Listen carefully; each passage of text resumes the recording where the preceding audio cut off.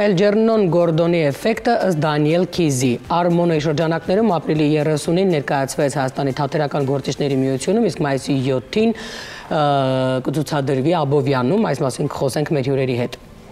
Մեր հյուրերն են բեմադրիչ Ինգա Շահբազյանը եւ դերակատար Արման Մաթեոսյանը։ Բարև ձեզ։ Բարի լույս, լավ եք։ Լավ, ինչ եք ներկայացրել Արմոնոյի շրջանակներում։ Ներկայացրել ենք մեր մոնո ներկայացումը Էլջերնոն Գորդոնի էֆեկտը ըստ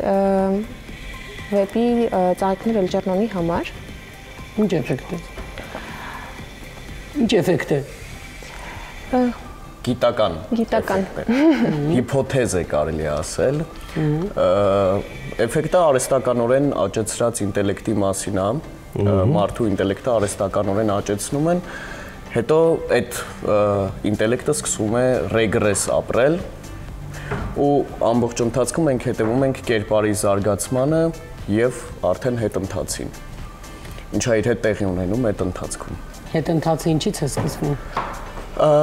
Գիտափորձը անհաջող է ստացվում, պարզվում է, որ մինչ տղայի վրա գիտափորձը անելը անում են մկնիկի հետ, ում անունը Էլջերնոն է, արդյունքը լավ է գրանցվում ու որոշում են, որ պետք է այն փորձել մարդու վրա։ Բայց երբ Չարլիի կերպարը, այսինքն այդ տղան հասնում է ինտելեկտի բարձր մակարդակի, մեկ էլ մի օր պարզվում է, որ մկնիկը հետընթաց է ապրում ինտելեկտի ու վերջո մահանում է։ Այսինքն շտապել են, էլի մկնիկին։ Հա, շտապել են։ Մկնիկին շատ Ինչ որոշել ես գործը բեմադրել։ Իրականում ես գրքի մասին լսել էի ու հանկարծակի տեսնելով գնացի ու միտք չունեի բեմադրելու, ուղղակի ուզում էի կարդալ։ Կարդացի, տենց լացեցի մի օր, երկու օր լացեցի, գլխիցս դուրս չէր գալիս։ Հետո որոշեցիք սաղազգին լացացնել։ Հա։ Հետո հասկացա, որ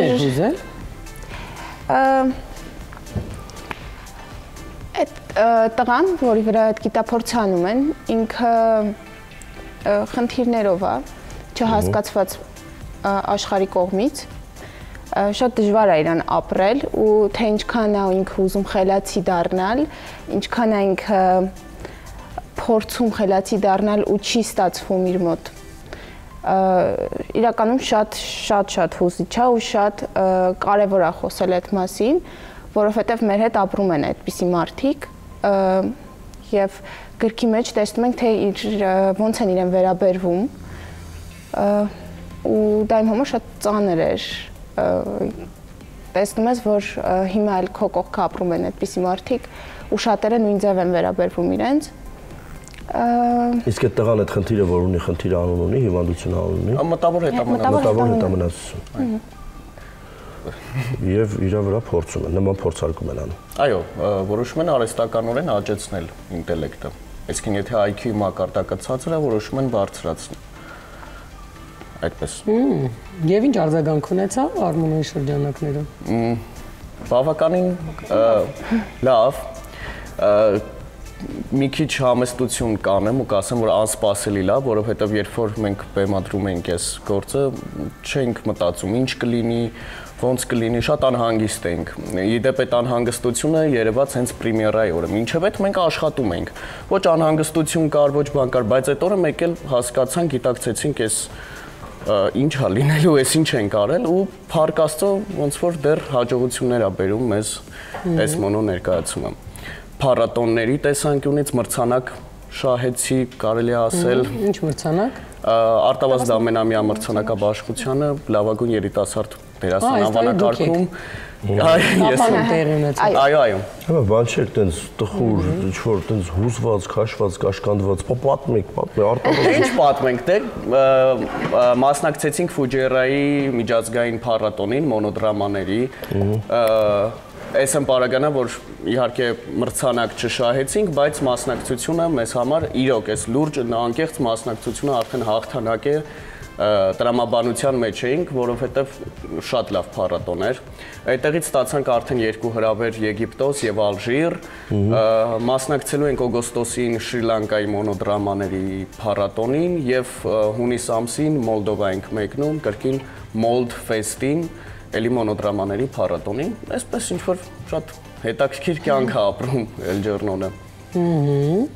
Լավ է։ Դու հասկացել եք, չէ՞ որ այս պահին արհեստական բանականության, արհեստական ինտելեկտի հետ կապված ցանկացած ինչ-որ ներկայացում կլինի, չգիտեմ, գիտահետազոտական փորձ կլինի, ինչ էլ որ կլինի, ինքը բավականին ակտուալ է ու վախեցնող։ Ու վախեցնող, այո, այս գործն էլ հենց հերքում է այդ արհեստական ինտելեկտը եւ արհեստականորեն աճեցրած ինտելեկտը, այսինքն արհեստականը կարելի է ասել, կապ չունի։ Լուծում տալիս է։ Ինչպես։ Լուծում տալիս է ներկայացումը։ Լուծում կարելի ասել լավ լուծում չի տալիս։ Եթե դիտարկենք հենց արհեստականորեն աճեցրած ինտելեկտի մասին, բավականին հոռետեսական է կարելի։ Դե կարևոր լուծումը տալիս է, այսինքն դա վերջն է։ Դա վերջն է։ Դա վերջն է։ Այո։ Հա, դե որ մենք ասում են մոտենում ենք վերջին, շատ խելոք մարդիկ, որոնց հետևում եմ, իրենք ասում են չենք մոտենում, մենք վերջում ենք։ Մենք վերջում ենք, վերջի սկիզբը արդեն։ Եվ վաղուց ենք այնտեղ, պարզապես չենք հասկացել այդ մասին։ Այո։ Ես կիսում եմ Դենիել Քիզի տեսակետը եւ հայացքները այդ թեմայի վերաբերյալ, որովհետեւ արհեստական ցանկացած մի բան, երբ որ շատ է մտնում մեր կյանք, դրա վերջը իմ կարծիքով լավ չի լինի։ Կլինի ինտելեկտ, կլինի միանշանակ, նախ ինչ է նշանակում արհեստական ինտելեկտ, որովհետեւ մարդը կարող է 10 գիրք պակաս կարդացած լինել, բայց շատ ուրիշ բարոյական արժեքներ կրել իր ներսում եւ լինել շատ ավելի վստահելի ու կարեւոր առաքին է ամենակարևորը մարդ ապրող, որը կարող է լավ բան տալ, քան այն մարդը, որը 100 հատ ավել է կարդացել, որովհետեւ ինտելեկտը դեռ մարդու, չգիտեմ, ապրելու ձևի կարևոր տենց գործոնը չի, էլի։ Մենք ամեն ինչին ենք տենց ստանդարտները գեղեցկության, որոնք այսօր արհեստականորեն մտան մեր իրականություն, չնայած էլի քանդելու համար աղջիկներ կան, որոնք չեն հասկանում, օրինակ ասենք թե, հա, տենց հիմա խնդիր կա, երբ որ դու ունես 1.80 բոյ, դու չես կարող ունենալ օրինակ 50 կիլոգրամ քաշ, որովհետև տենց սիրուն չի, բայց արհեստական այդ բարքերը փաստում են, որ չէ, տենց է սիրուն։ Այս քիթիկն է սիրուն, այս շորթերն է սիրուն, այս հոնքերն է սիրուն, ու դու տենց սկսում ես կորցնել քո դեմքը, ոնց որ մենք ենք կորցրել, բոլոր առումներով կորցրել ենք մեր դեմքը։ Որպես երիտասարդներ, ինչ եք կարծում, ինչ պիտի անի այսօրվա երիտասարդը, որ ինքը չընկնի դրա ծուղակը։ Ինքը երիտասարդներ դուք, չէ՞։ Հաջորդի ես կասեմ, ես զիջում եմ։ Իրականում շատ դժվար է, որովհետև այդ քարոզը շատ մեծ գնում է, թե մեդիայով, ինտերնետով բոլորը փորձում են այդ քարոզել, թե ինչպիսին պետք է լինի մարդը, ինչ տեսք պետք է ունենա,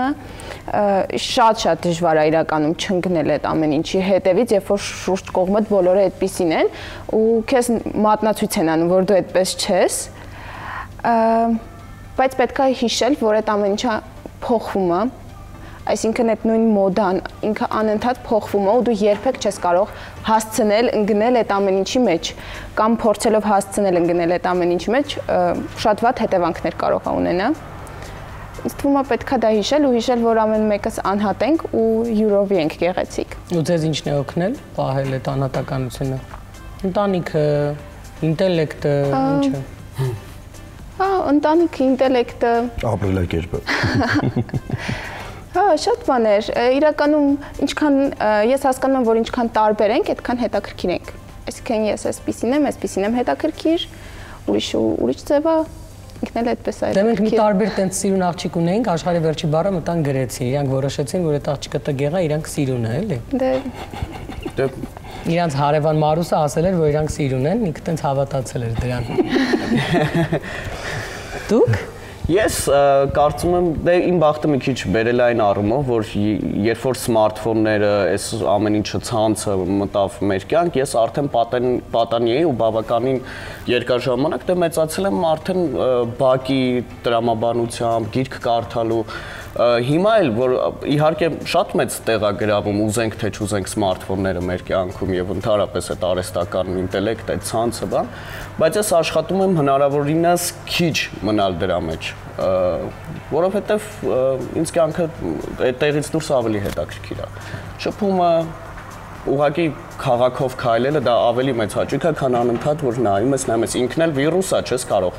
ասել որ վիրուս չի, որովհետև հետաքրքիր է ինքը։ Չեք նկատել, որ որևէ նորություն ու պատկեր այնտեղ իրականում չի փոխվում։ Դե նայած հա, ինչ կոնտենտ ես ընտրում։ Հիմնականում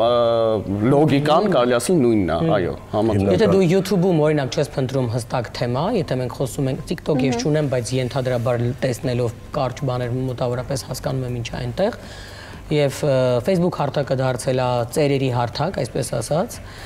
եւ այնտեղ գոնե թե ինչ-որ բաներ դեռ պահպանվում են, բայց մեկնաբանությունները կան։ Instagram-ը եւ այդ TikTok իրենք բերում են նույն բանը, մի քիչ էսքով, մի քիչ այնքով, նույն պատկերն է, նույն ինֆորմացիան է, նույն բանի մասին է։ Ես այն օրը բռնացրեցի, որ այդ նույն բանի մասին մենք ոչ թե նայում ենք, օրինակ վերջին 1 տարում, մենք միշտ նայում ենք նույն բանի մասին։ Միշտ, այսինքն Instagram-ը ինչ կա, սկզբում եթե այնտեղ թեկուզ քիչ էին գրանցված գեղեցիկ պատկերներ, նույն բանն է շարունակվում, դեռ ոչինչ չի փոխվել։ Հետաքրքիր է, որ դա չեն նկատում երիտասարդները։ Իրենք մտածում են, իրենք նոր բան են այնտեղ տեսնում ամեն օր, բայց նույնն է։ Եվ ինչի են սկսում դադարել չկարողանալ ֆիլմ նայել մինչև վերջ, հա, կամ կարդալ։ Ժամանակը սովորում են, որ հիմա շատ են ասում, ներկայացում կարճ արեք, չէ՞։ Հա, կարճ արեք։ 2 ժամ էլ ոչ ոք չի նայում։ Ասում եմ, ինչ եթե հետաքրքիր եմ նայել, մեծ հետաքրքրություն։ Այո, 3 ժամ, 3.5 ժամ։ 3 ժամ վրացերենով ներկայացում ենք նայել ու այսպես նայել ենք։ Որովհետև օրինակ ես իմ մասով ասեմ, ես երբ որ մտնում եմ գնում եմ ներկայացում նայելու, մտնում եմ թեմայի մեջ, այդ պատմության մեջ եմ մտնում, ես չեմ ուզում այդ պատմությունը շուտ ավարտվի, որովհետև իմ համար դա չափազանց հետաքրքիր է, հուզիչ է, ես չեմ ուզում այդ պատմությունը ավարտվի, որովհետև պատմությունը ավարտվում է մի տեսակ շատ մեծ բան է ավարտվում։ Ես երբեք չեմ մոռանա փառատոնի շրջանակներում Պիծերից եկած թատրոնի Համլետը, ես 3 ժամ էր մոտավորապես, եթե ոչ ավել։ Ես կյանքում 2 ներկայացում եմ եղել, որ այդ զգացողություն ունեցել եմ, երկուսն էլ Պիտերի երիտասարդական թատրոններ եւ պետական ու մտածում էի լավ ինչ անենք, որ միչել երկար տևի։ Հանկարծ հիմա արդեն հասկանում եք, ես պատրաստ չեմ դրան, որ ավարտվի, ես պատրաստ չեմ։ Դա լուրջ խաղեր դերասանական, բայց հետաքրքիր է, օրինակ հիմա դուք այն երիտասարդներն եք, որոնք հատկապես այդ ասում եմ չարիքի զոհն են, բայց դե փորձում եք ինչ-որ ձև մշակութային ձեր դրսևորումներով, չգիտեմ, հետաքրքրացնել ձեր կյանքը, այլ ավելի։ Իրականում մեր երիտասարդության մոտ ձեր տարիքի գուցե մի քիչ ավելի փոքր կա այդ սերը թատրոնի հանդեպ, իրենք ուզում են գալ, եթե դա խնդալու բան չի։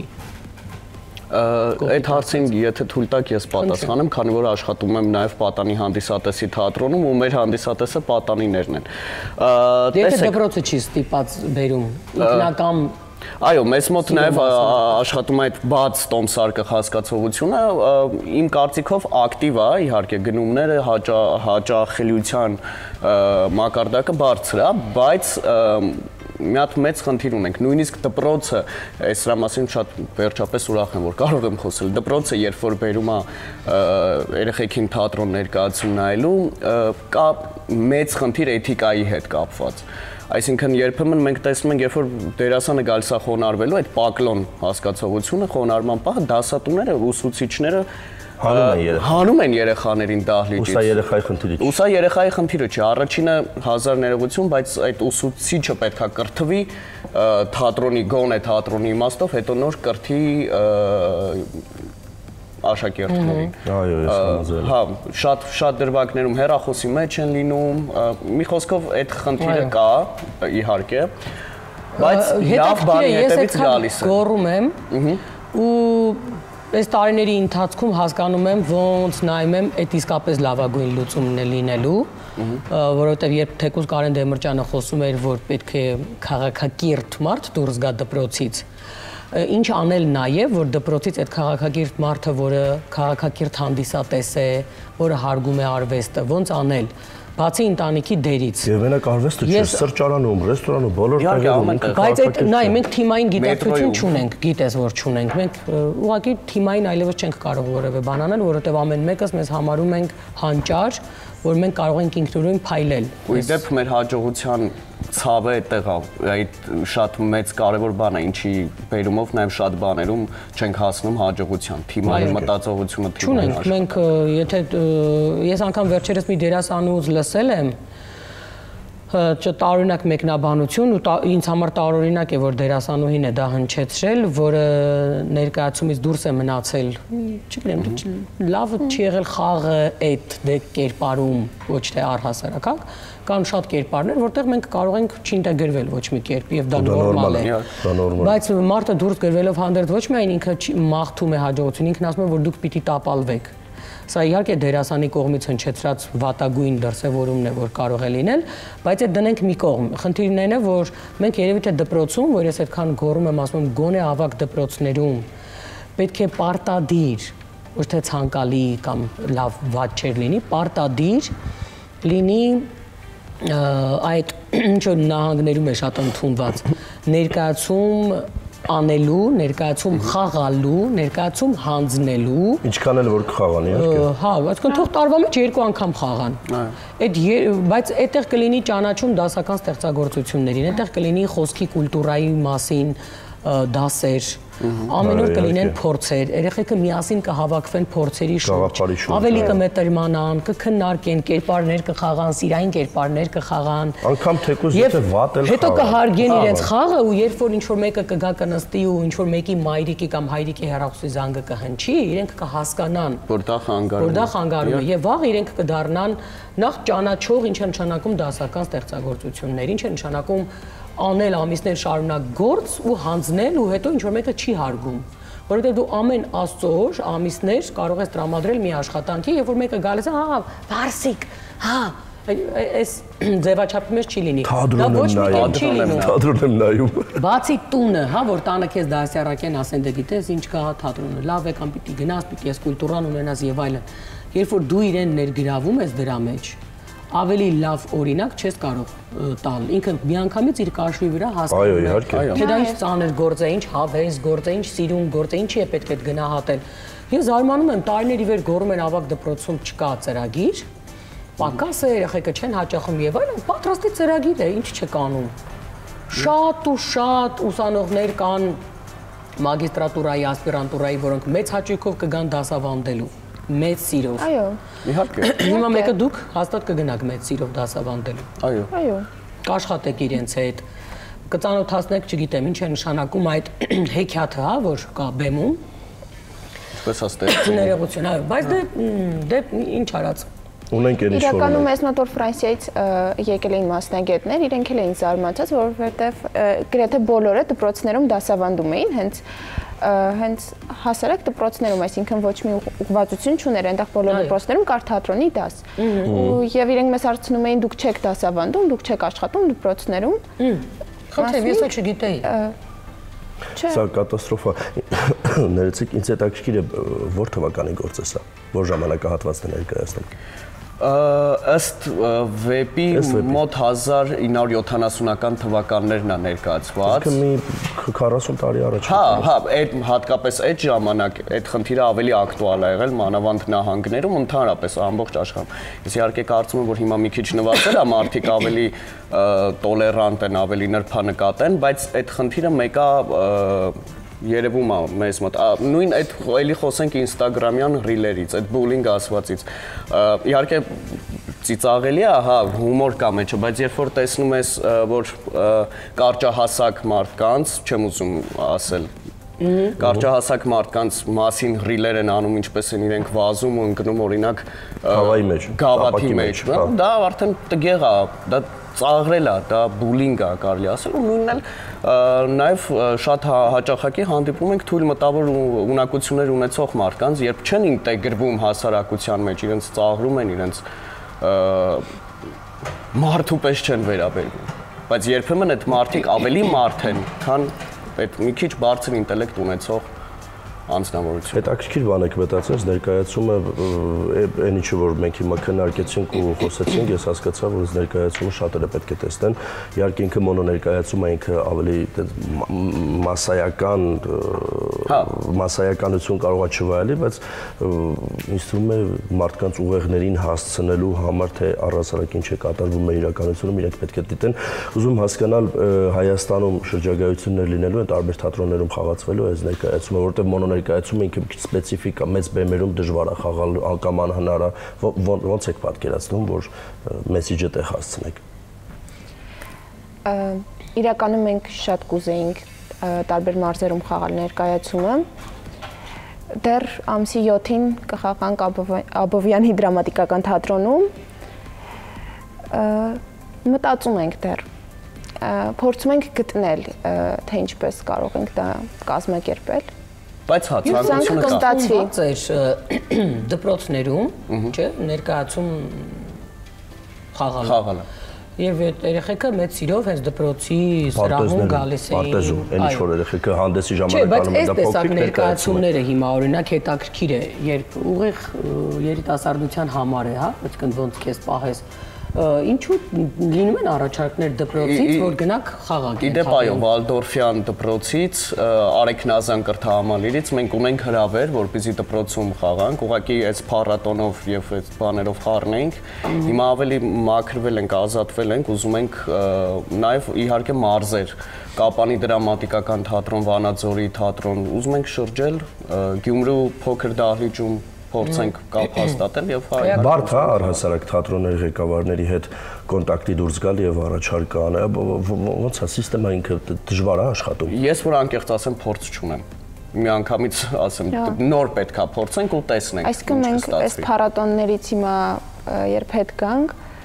մտածում էինք այդ ուղղությամբ, ուղղակի դեռ չենք հետաքրքրվել, չենք հարցրել, չենք առաջարկել։ Առաջին անգամ եք համագործակցություն եղել։ Չէ։ Պաշտոնական sense արդեն պրոֆեսիոնալ մակարդակում առաջին, չէ, երկրորդ անգամ, առաջինը Վանաձորի թատրոնում։ Մենք ձեզ հաջողություն ենք մաղթում։ Իրականում եթե արվում է ինչ-որ աշխատանք, թող որ գնահատված լինի եւ իրականում իսկապես մենք կարողանանք հարգել մշակույթի գործը, որ առիթ ենք ունենում տեսնելու կամ գոնե թե մեր գնացածը հարգենք։ Եթե դիմացին ինչ ենք հարգում, լավ գոնե որ մենք ենք արդեն այնտեղ որոշել գնալ, գոնե մեր ներկայությունը հարգենք։ Գուցե անգամ տենց է փորձել պետք հուշել երիտասարդներին, որ կամ մի գնա, կամ հարգի այն ինչ որ դու ինքդ ես արել։ Ձեզ հաջողություն ենք մաղթում, շնորհակալություն, այս այն մեր եթերում գովազդիրել հեռուստադիտողներ։